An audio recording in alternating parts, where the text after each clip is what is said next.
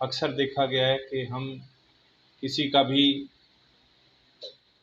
आकलन करते समय कई बार जाने अनजाने में ऐसा आकलन कर बैठते हैं प्रीजुडाइज माइंड हो करके कि इसने तो ऐसे कहा होगा, ये ऐसा होगा, या इसने तो किया ही है। बिना जांच पड़ताल के, बिना तसल्ली किए किसी को गलत ठहराने से पहले हमें कई बार सोचना चाहिए और सामने वाले को मौका भी मिल देना चाहिए। कई बार हम लोग सामने वाले को मौका दे रहे हैं लेकिन वो समझता नहीं है कि वो कितनी गंभीरता से या कितना पीड़ित है, इस बात को कह रहा है, तो हमें सुनना है। जब हम नहीं सुनते तब उसका बार बार कहने के बाद जब गुस्सा आता है तो कहते हैं आप तो गुस्सा होते रहते हैं, हम क्या खाली बैठे हैं? अरे जो खाली नहीं बैठा तो काम तो करे, रिजल्ट तो आए। जिस काम को उसने कहा 3 दिन में मैं कर दूंगा और वो महीनों तक नहीं करे तो आपको गुस्सा आना स्वाभाविक है। और उसे आप ये कहें कि मैं बैठा तो नहीं हूँ, अरे बैठे नहीं है तो काम भी तो नहीं हो रहा।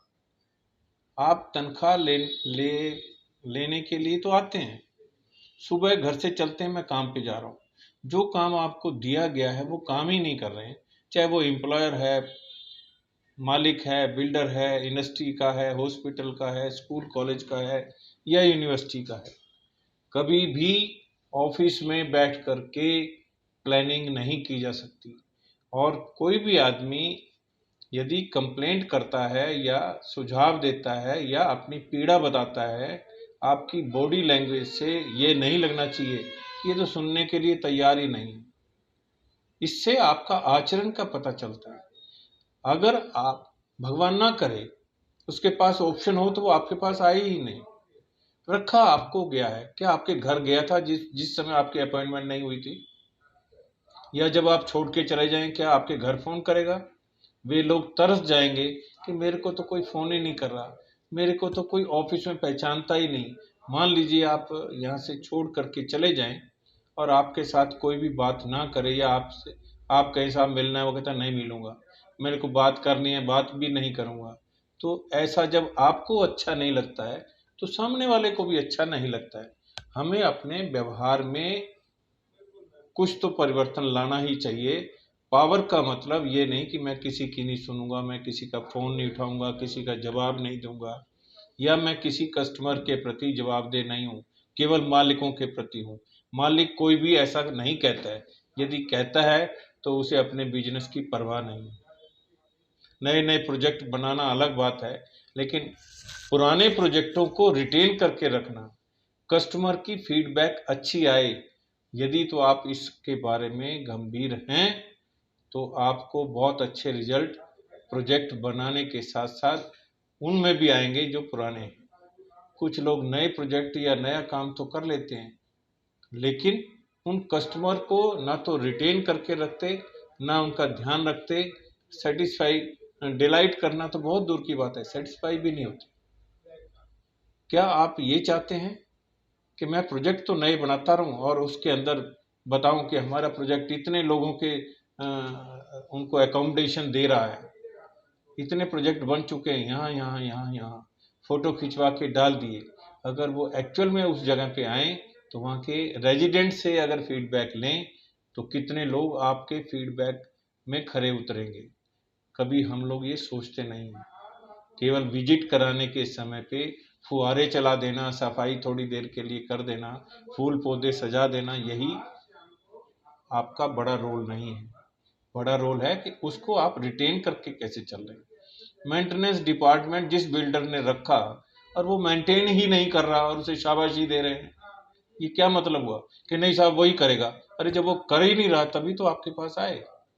और वो बिल्डर यदि वो कहता है कि नहीं वही करेगा, तो जब कोई बहुत बड़ा इंस्पेक्शन होता है या रेड पड़ती है या अवैध जो निर्माण के बारे में कोई अथॉरिटी आकर के बात करती है, तो आप फिर उस समय क्यों नहीं कहते कि वहीं के लोग ही देखेंगे? उस समय तो आप सज धज करके आ जाते हैं, टाई लगा करके। अभी पीछे बिड्डा वाले चले गए, भिवाड़ी की बात है, एक बिल्डर के यहाँ अवैध निर्माण को लेकर के कोई भी नहीं था, ऑफिसर, मैनेजर, जनरल मैनेजर। मालिक अपने भाई को लेकर के जा रहा है। क्या है, क्या दिखाता है ये? एक तरफ तो कहते हैं मैं मेरी कोई इंटरफियरेंस नहीं, मेरा कोई इसमें वास्ता नहीं, मेरा कोई इसमें रोल नहीं, और एक तरफ आप जा रहे हैं। उस समय आप कहाँ थे जिस समय कहते थे मेरा रोल नहीं? तो फिर वहां रोल कैसे आ गया आपका? इसी प्रकार से यदि बिल्डर ने बिल्डिंग बना करके सेल कर दी और मेंटेनेंस के भर्ती आप कर रहे हैं, रख आप रहे हैं, तनख्वाह आप दे रहे हैं, हटा आप रहे हैं, तो आप कहते हैं कि मेरा कोई रोल नहीं। कैसे आप अपने आप को रोल से अलग कर सकते हैं? मेरा उन बिल्डरों से, उन वाइस प्रेसिडेंट, जनरल मैनेजर, मैनेजरों से अनुरोध है, यदि आप इस काम के लिए आए हैं तो काम कीजिए, नहीं तो आपके बच्चे, आपका परिवार, आपका समाज देख रहा है। कल को आपके बच्चों की शादी होगी, कौन करेगा? वो कहेगा इसने काम तो किया ही नहीं, 2 नंबर के पैसे लेकर के पला पड़ा बड़ा हुआ, हम नहीं करेंगे इनसे शादी। कभी सोचो उस समय आपकी आपकी क्या हालत होगी। तो ये मेरा अनुरोध है, उन लोगों को सलाह है। ह्यूमन वैल्यूज, मानवता के प्रहरी भी आपको बनना है। कोई भी स्कूल, कॉलेज, इंस्टीट्यूट या कोई ओनर यदि इस चीज की परवाह नहीं करेगा तो उनकी कंपनी आज कितनी ही बड़ी क्यों ना बन जाए, उनका प्रोजेक्ट कितना ही बड़ा क्यों ना बन जाए, वो ज्यादा दिन तक चलने वाला नहीं है। लिखवा लीजिए, आप लोग अपना ही माथा पकड़ के रोएंगे जिस समय आप जमीन पे होंगे, जिस समय आप जेल में होंगे। काम किया नहीं, बिल्डिंग बना दी, कागज पूरे कर दिए, और फिर बाद में ठन ठन गोपाल। मैं अगर नाम गिनवाऊं तो कितने बिल्डर जो है जेल में पड़े हैं, बच्चे उनकी परवाह नहीं करते, उनके बड़े से बड़े दुर्घटना होने पे भी वो आते नहीं। पापा क्या करें, वो तो सिर्फ पैसे के लिए मरते रहे सारी उम्र, किसके लिए जोड़ रहे हैं? कभी इंसानियत के नाते से भी काम करके देखिए। मैं ये शिकायत नहीं कर रहा हूं, आपके इंप्रूवमेंट के पॉइंट बताने के बावजूद भी आप सुनने के लिए, करने के लिए, रिजल्ट देने के लिए, मीटिंगें और कामों के लिए हो रही, तो इन कामों के लिए क्यों नहीं हो सकती? ट्रेनिंग दे रहे हैं, जो ट्रेनिंग दे रहा है वो खुद ही ट्रेंड नहीं है, ना उसके अंदर मानवता है, ना कम्युनिकेशन स्किल है। मेल आए, फोन आए, व्हाट्सएप आए, सुनना ही नहीं। क्या यही काम सीख सीख करके आए हैं आप? आपके माँ बाप ने यही सिखाया कि सामने वाले को जिस काम के लिए रखे गए हो उसकी सुनो ही मत? शाम को रोटी कैसे अच्छी लगती है हम लोगों को?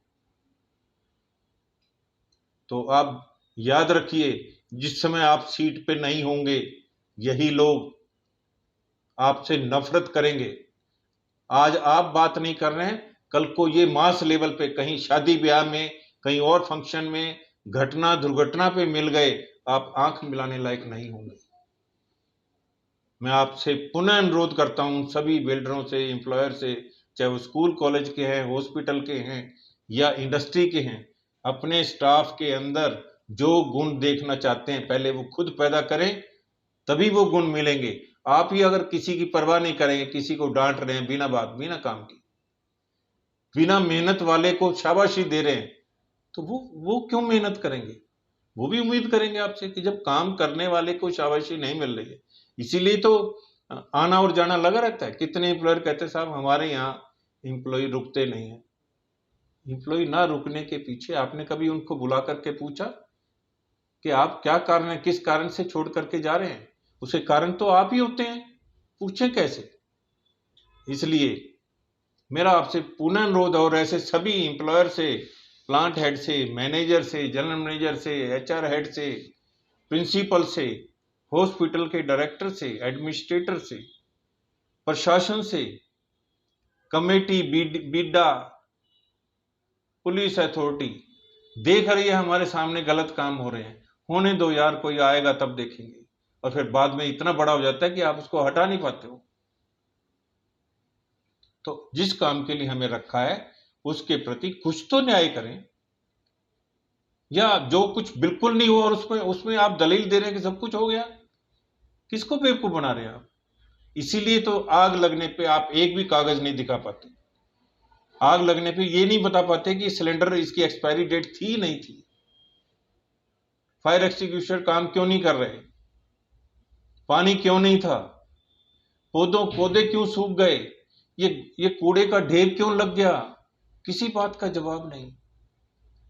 अगर गेट रुका हुआ है, फायर वाले आकर के आपसे जब पूछेंगे कि भाई ये गेट के आगे आपने स्ट्रक्चर खड़ा क्यों किया, किससे पूछ के किया, क्या आपके पास परमिशन है? एक भी नहीं है परमिशन, और जिद करे बैठे नहीं हम तो ऐसे जैसे फिल्म देख लियो, हम नहीं सुधरेंगे। मैं आज फिर आप लोगों से पर्सनल रिक्वेस्ट अनेकों बार कर चुका हूं, एक बार फिर कर रहा हूं, कल को यही बात कहीं और चली जाएगी तो आपको जवाब देना मुश्किल हो जाएगा, और जितने प्रोजेक्ट आपके चल रहे हैं उन पे भी इसका असर पड़ेगा, याद रखिए, चाहे वो कहीं भी चल रहे हो। बहुत बड़ी बड़ी तारीफें और वो करते हैं, खाली एडवर्टाइजमेंट से ही काम नहीं चलेगा, रियल ग्राउंड पे भी वो काम दिखना चाहिए। आज के लिए इतना ही है। यदि आपको ये बात पसंद आए तो आप हमसे संपर्क कर सकते हैं। Doctor CP Bhardwaj, website, YouTube channel, Facebook, इन सब पे उपलब्ध हैं। और आप चाहें तो मेरे फ़ोन नंबर पे कांटेक्ट कर सकते हैं 8058998381। नमस्कार।